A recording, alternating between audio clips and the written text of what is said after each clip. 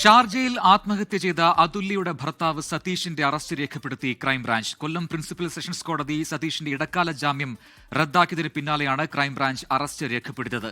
സതീഷിനെതിരെ ആത്മഹത്യാ പ്രേരണാ കുറ്റം നിലനിൽക്കുമെന്ന് കോടതി നിരീക്ഷിച്ചു.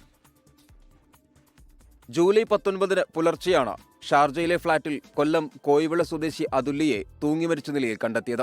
അതുല്യയുടേത് കൊലപാതകമെന്നായിരുന്നു മാതാപിതാക്കളുടെ ആരോപണം. എന്നാൽ കൊലപാതകത്തിന് തെളിവില്ലെന്ന് നിരീക്ഷിച്ച കൊല്ലം പ്രിൻസിപ്പൽ സെഷൻസ് കോടതി നേരത്തെ ഭർത്താവ് സതീശന് ഇടക്കാല ജാമ്യം അനുവദിച്ചു. തുടർന്ന് നടന്ന വിശദവാദത്തിനൊടുവിലാണ് കേസിൽ സതീശനെതിരെ ആത്മഹത്യാ പ്രേരണാ കുറ്റം നിലനിൽക്കുമെന്ന് കണ്ടെത്തിയത്. ജാമ്യം റദ്ദാക്കിയതോടെ അന്വേഷണ ഉദ്യോഗസ്ഥന് മുന്നിൽ ഹാജരായ സതീശന്റെ അറസ്റ്റ് ക്രൈംബ്രാഞ്ച് രേഖപ്പെടുത്തി. സതീശന്റെ മൊഴിയിൽ വൈരുദ്ധ്യമുണ്ടെന്നാണ് ക്രൈംബ്രാഞ്ച് വാദം.